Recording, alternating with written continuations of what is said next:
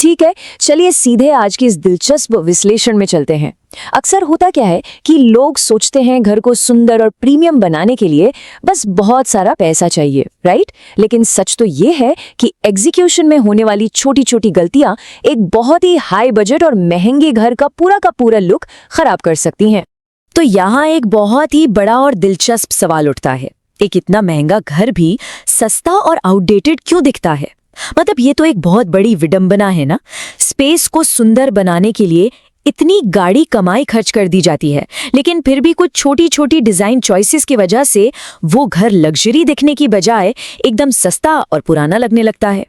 और यहीं पर आती है हमारे आज के इस पूरे विश्लेषण की सबसे जरूरी बात। असल में समस्या बजट की होती ही नहीं है, समस्या होती है एग्जीक्यूशन की।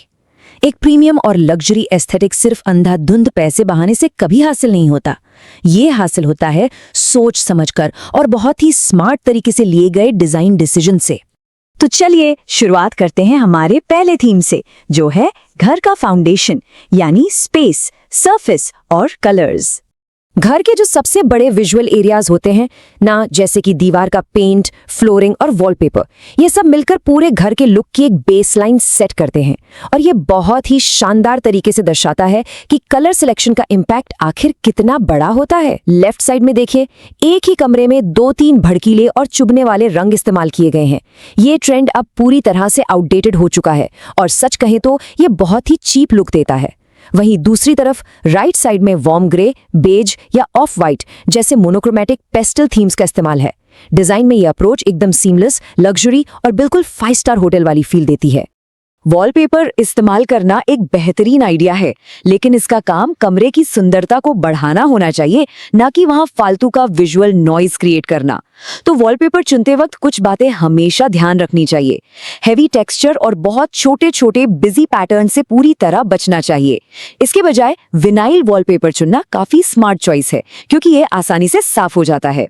और हाँ, अगर स्पेस को बड़ा और प्रीमियम दिखाना है तो बड़े फ्लोरल या एब्स्ट्रैक्ट पैटर्न्स का ही इस्तेमाल करना चाहिए। अब बात करते हैं फ्लोरिंग की, और यहाँ डिजाइन का एक गोल्डन रूल काम आता है।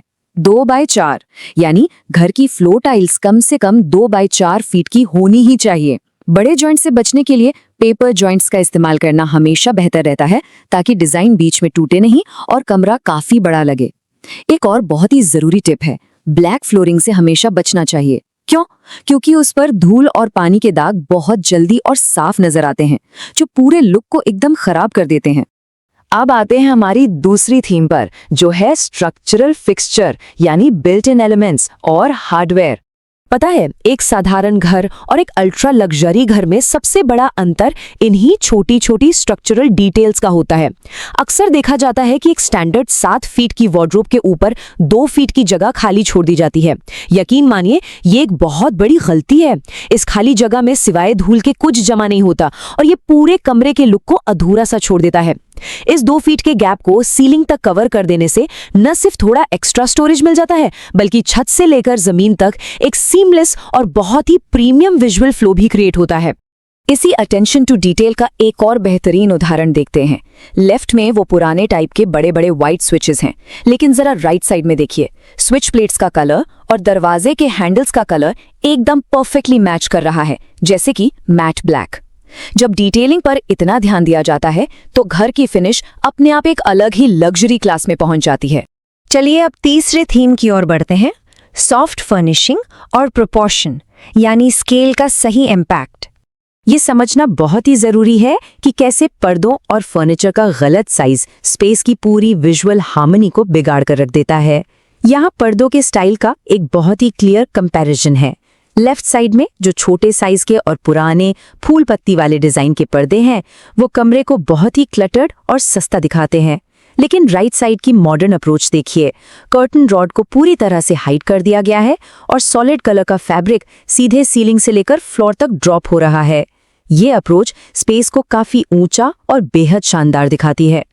अब इस बारे में जो सबसे दिलचस्प बात है, वो है इसके पीछे का एक सिंपल सा गणित। पर्दों में वो जो महंगे और लग्जरी फोल्ड्स आते हैं, वो आखिर आते कैसे हैं? अगर विंडो 5 फीट की है तो पर्दा कम से कम 10 फीट का होना चाहिए, बिल्कुल डबल। इसी प्रोपोर्शन से पर्दों में वो प्रॉपर, भारी और महंगे लगने वाले फोल्ड्स नजर आते हैं। और फर्नीचर के मामले में भी बिल्कुल यही रूल लागू होता है। छोटे कमरों में बड़े बड़े भारी भरकम सोफे ठूस देने से कमरे का पूरा स्केल बिगड़ जाता है। इससे स्पेस बहुत ही क्रैम्प्ड यानी सिकुड़ा हुआ लगने लगता है और पूरा एस्थेटिक एक झटके में डाउनग्रेड हो जाता है। अब मूव करते हैं हमारी चौथी थीम की तरफ, डेकोर और डिटेल्स, विजुअल लैंडस्केप को क्यूरेट करना। ये घर की वो जगह है जहां अक्सर सबसे ज्यादा फालतू चीजें इकट्ठी हो जाती हैं और स्पेस का प्रीमियम फील अनजाने में ही पूरी तरह खत्म हो जाता है। टीवी यूनिट्स को सजाने का वो जो पुराना ट्रेंड था ना, जहां टीवी के आसपास सारे पुराने टेडी बेयर्स और स्कूल की ट्रॉफियां सजा दी जाती थी, वो अब पूरी तरह से खत्म हो चुका है। टीवी यूनिट को मॉडर्नाइज करने का तरीका बहुत ही सिंपल है। वहां से सारा फालतू सामान हटा दें, शेल्विंग डिजाइन को एकदम प्लेन और मिनिमल रखें और वहां सिर्फ 1 या 2 बेहद खूबसूरत आर्ट पीस ही डिस्प्ले करें, बस। दीवारों की बात करें तो जरा लेफ्ट वाले डिजाइन पर गौर कीजिए। यहाँ ढेर सारे छोटे छोटे मोटिवेशनल कोट्स वाले फ्रेम्स पूरी दीवार पर बस ऐसे ही बिखरे पड़े हैं। ईमानदारी से कहें तो ये बहुत ही मेसी और चीप लुक देता है। इसकी जगह राइट साइड वाले लुक को अपनाया जाना चाहिए। दीवार पर कोई एक बड़ा बोल्ड आर्ट पीस हो या फिर 3 वर्टिकल पेंटिंग्स का सेट इस्तेमाल किया जाए। ये स्पेस को तुरंत एक आर्ट गैलरी जैसी सोफिस्टिकेशन और गहराई देता है। दीवार पर कोई भी आर्ट लगाने का एक बहुत ही पक्का रूल ऑफ थंब है और वो नंबर है 7। कोई भी आर्ट पीस बिल्कुल आई लेवल पर होना चाहिए, जो कि जमीन से लगभग 6 से 7 फीट की ऊंचाई पर होता है। अगर इसे बहुत ऊपर छत के पास या बहुत नीचे लगाया जाए तो वो उस स्पेस में कभी भी सही नहीं दिखेगा। चलिए आगे बढ़ते हैं और देखते हैं कि ये कैसे हमारी आखिरी थीम पर बिल्ड होता है, सीलिंग और लाइटिंग, द फाइनल टच। ये वो फाइनल टच है जो कमरे के सारे एलिमेंट्स को एक साथ पिरोने का काम करता है। लेकिन कई बार फॉल्स सीलिंग पर लाखों खर्च करने के बाद भी वो चीप क्यों दिखती है? क्योंकि अक्सर कुछ बहुत ही कॉमन गलतियां हो जाती हैं, जैसे कि बहुत भारी और कॉम्प्लिकेटेड डिजाइन्स बनाना, सीलिंग में कई अलग अलग रंगों का इस्तेमाल करना और उसे बेवजह ओवर डिजाइन कर देना। ये सारी चीजें ना कमरे के प्रीमियम लुक को पूरी तरह से बर्बाद कर देती हैं। इसका सोल्यूशन बहुत ही आसान है, सादगी ही सोफिस्टिकेशन है। जितनी सिंपल और एलिगेंट आपकी सीलिंग होगी, कमरा उतना ही ज्यादा लग्जरी दिखेगा। इसके लिए प्रोफाइल लाइट्स का इस्तेमाल किया जा सकता है, मिनिमल डिजाइन चुना जा सकता है या फिर बिना फॉल्स सीलिंग के भी एक बहुत ही क्लासी लुक अचीव किया जा सकता है। जब स्मार्ट लाइटिंग का सही तरीके से इस्तेमाल होता है तो वो कमरे के फर्नीचर को भी और ज्यादा प्रीमियम दिखाने लगती है। तो अंत में एक बहुत ही गहरी और सोचने वाली बात सामने आती है। क्या असली लग्जरी इस बात से तय होती है कि कमरे में कितना कुछ जोड़ा गया है, या फिर इस बात से कि कितनी समझदारी और प्रिसिशन के साथ चीजों को रोका गया है?